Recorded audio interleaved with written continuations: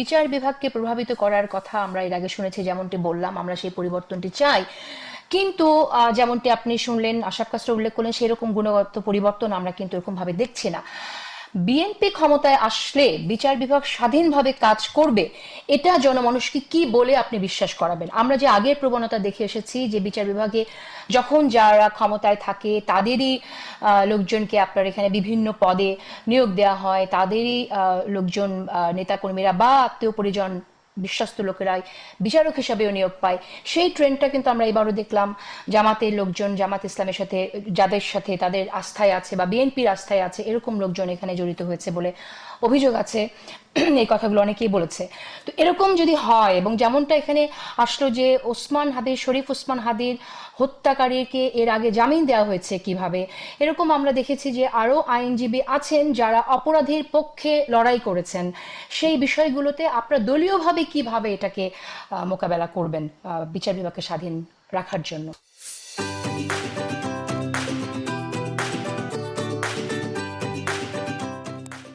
আপনি খুব প্রাসঙ্গিক অনেকগুলো কথা বলেছেন বিচার বিভাগ নিয়ে, এবং বিএনপির করণীয় বা বিএনপি কীভাবে স্টেক হোল্ডারদের কাছে কীভাবে আপনার আশ্বস্ত করবে, এটা অত্যন্ত গুরুত্বপূর্ণ প্রশ্ন তো বটেই। আমি আপনাকে একটা কথা মনে করিয়ে দিতে চাই। 1991 সালে আমাদের পার্টির প্রধান, মানে ইমিডিয়েট পাস্ট আমাদের পার্টি চেয়ারপারসন বেগম খালেদা জিয়া, তিনি যখন দেশের প্রধানমন্ত্রী হলেন, তিনি এমন একজনকে অ্যাটর্নি জেনারেল করেছিলেন, আপনার নিশ্চয়ই খেয়াল আছে, আমিনুল হক সাহেবকে করেছিলেন। আমিনুল হক সাহেব তিনি সার্জেন্ট জহুরুল হক সাহেবের ভাই। তো আমিনুল হক সাহেব বিএনপি ঘরানার রাজনীতি করতেন না কিন্তু, এবং এবং এটা খুবই প্রতিষ্ঠিত, মানে তার সংশ্লিষ্টতা, তার রাজনীতি অনেকটা মানে আওয়ামী লীগ ঘরানার সাথেই।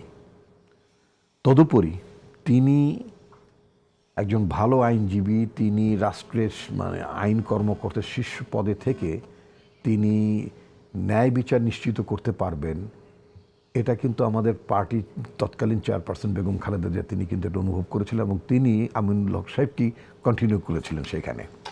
তো সুতরাং বিএনপি তো একটা ট্র্যাক রেকর্ড আছে। বিএনপি ঠিক সেইভাবে আপনার দলীয়করণ বা একেবারেই মানে দলীয় আদর্শ বুদ্ধ মানুষকেই যে অ্যাটর্নি জেনারেল করতে হবে, নট নেসেসারিলি, এটা আমরা মনে করি না। এই জায়গাটা আসলে একটা গুরুত্বপূর্ণ সংস্কারের দরকার। আপনি যে বিষয়টি মানে কথা বলেছেন, এই বিষয়টি নিয়ে আমি বহুবার টকশোতে আমি কথা বলেছি। আমি আপনার মতোই, আমি নিজেও খুবই হতাশ যে প্রক্রিয়ায় বাংলাদেশে ইতিপূর্বে বিচারক নিয়োগ হয়েছে, ওটা কোনো প্রক্রিয়া ছিল না। বলা ছিল যে আপনার আইনজীবী হিসেবে হাইকোর্টে যদি তার 10 বছর অভিজ্ঞতা থাকে, অর্থাৎ এনরোলমেন্ট থাকে, তাহলে তিনি মানে আপনার উচ্চ আদালতে অর্থাৎ হাইকোর্টে তিনি বিচারক পদে তিনি নিয়োগ পেতে পারেন। কিন্তু এটি তো একমাত্র শর্ত না। আমরা দেখেছি যেমন অনেক বিচারক যারা মানে হাইকোর্টে বিচারক হিসেবে নিয়োগ পেয়েছেন, যারা 10 বছর প্রফেশনে এনরোলমেন্ট ছিল তাদের, কিন্তু 10 বছর প্রফেশনে ছিলেন না।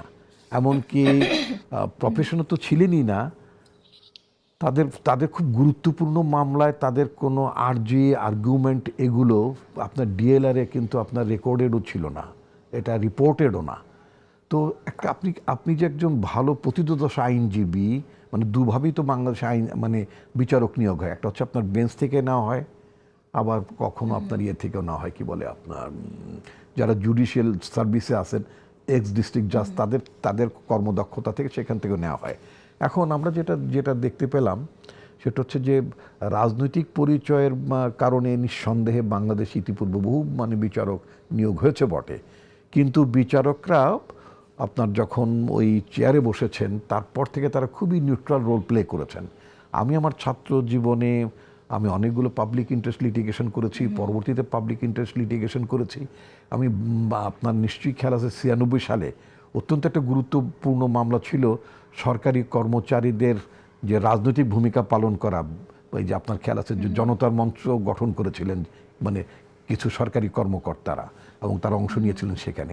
সেটার বিরুদ্ধে আমি একটা পাবলিক ইন্টারেস্ট লিটিগেশন করেছিলাম, এবং তৎকালীন সময়ে সেই বিচারকরা যে ঐতিহাসিক রায় দিয়েছিলেন, আমি ভাবতেই পারেন যে অনুরূপ রায় এত বছর পরে 96 সাল থেকে আজকে এত বছর, প্রায় অলমোস্ট অনেক বছর, তাই না?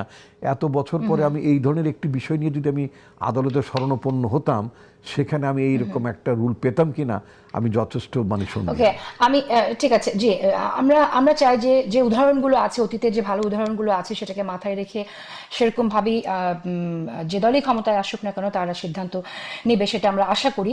এবং বিএনপির প্রসঙ্গে কথা হচ্ছে, বিএনপিও সেটা ফলো করবে, সেটা আমরা আশা করি। কিন্তু আশরাফ কাসের একটি কথা এখানে উল্লেখ করেছেন যে আইনজীবীরা কোন মামলাতে আসলে লড়বেন, বিশেষ করে যে আইনজীবীরা প্রভাবশালী আইনজীবী, যে আইনজীবীরা প্রভাবশালী দলের প্রভাবশালী গুরুত্বপূর্ণ পদে আছেন, সেটাও কিন্তু ম্যাটার করে। সেই জায়গা থেকে আপনারা দলীয়ভাবে কোনো রকম বার্তা আপনাদের যারা আইনজীবী আছেন তাদেরকে পৌঁছাবেন কিনা বা দেবেন কিনা? একটা বিষয় হচ্ছে, আপনি জানেন সেটা, আমি নিজে আইনজীবী নই, একটা বিষয় যেটা সেটা হচ্ছে যে আইনজীবীরা খুবই স্বাধীন থাকেন, তারা যে কোনো মানে মামলায় লড়তে পারেন, কিন্তু এখানে একটা এথিক্সের একটা ব্যাপার থাকে নিঃসন্দেহে। তো এই এথিক্যাল ইস্যুসগুলো যদি মানে লার্নেড লয়াররা যদি মাথায় রাখেন, তাহলে এটা অনেক ভালো হয়। এখন ধরুন আপনার একটা লোক, আমরা মানে সামাজিকভাবে আমরা পাবলিক পারসেপশনে জানি সে প্রচণ্ড একটা দুর্বৃত্ত, একটা কারাপ, কালোবাজারি বা মানি লন্ডার ইত্যাদি ইত্যাদি নানা ধরনের অভিযোগ তার বিরুদ্ধে আছে, তাই না? এখন একজন পতিতদশা আইনজীবী, তিনি হয়তো কোনো রাজনৈতিক দল করেন এবং তিনি তার একটা মানে কি বলে পেশাগত প্রভাব প্রাধান্য থাকে, যেটা থাকা উচিত নয় আদালতের সামনে। মানে তাদের নিজেদের বিবেচনা থেকেই, পার্টি তো আসলে ইনফ্যাক্ট এভাবে বলে দিতে পারে না। এথিক্যাল ইস্যুসগুলো আমি মনে করি ওকে, তাহলে এটা তাদের উপরে ছেড়ে দিচ্ছেন। লার্নেড লয়াররা ওকে, কিন্তু তারা তাদের বিষয়গুলো তাদের বিবেচনায় তাদের নেবেন। কিন্তু যখন এটা ইন্টার রিলেটেড, যখন তাদের ভূমিকা দলকে প্রশ্নবিদ্ধ করে, দলকে সমালোচনার মুখে ফেলে, তখন আসলে এই স্বাধীনতাটা, অফুরান স্বাধীনতাটা আসলে Yes, আপনি একটা কতটুকু খুবই যৌক্তিক গুরুত্বপূর্ণ থাকে? কথা বলেছেন, সেটা হচ্ছে যদি মানে দলীয় পদ ধারণ করেন, দলীয় পদ ধারণ করেন, অথচ তার ভূমিকাটা যদি সেটা দল এবং ভবিষ্যৎ সরকার, যদি আমি ধরে নিচ্ছি জনগণের ম্যান্ডেটে যদি আমরা রাষ্ট্র পরিচালনার দায়িত্ব পাই, সেখানে সরকারের ভাবমূর্তি প্রশ্নের উদ্যোগ করবে, নিশ্চয়ই আমরা সেই ক্ষেত্রে দলের তরফ থেকে আমরা এই ধরনের ইনস্ট্রাকশন থাকবে। আমি নাম উল্লেখ করতে থাকবে চাই না, ওকে। কিছুদিন আগে ঢাকা আইনজীবীর একজন বেশ অনেক বড় নাম করা আইনজীবী, তিনি এথিক্যাল কোশ্চেনে তিনি ভিন্ন অবস্থান নিয়েছিলেন, যার কারণে পার্টি কিন্তু, তিনি একজন উপদেষ্টা পর্যায়ের ছিলেন, তাকে কিন্তু পার্টি তার পদ সাসপেন্ড করেছিল। সুতরাং বিএনপি এই বিষয়গুলো যে খুবই নজরে রাখে বা নজর দিতে চায়, এটা আমি বিশ্বাস করি। এবং তারেক রহমানের নেতৃত্বে ভবিষ্যতে সরকার গঠন হলে সেখানে দল এবং সরকারের, ভবিষ্যৎ সরকারের ভাবমূর্তি যাতে কোনোভাবে ক্ষুণ্ণ না হয়, সে ব্যাপারে আমরা নিশ্চয়ই অত্যন্ত সজাগ থাকব।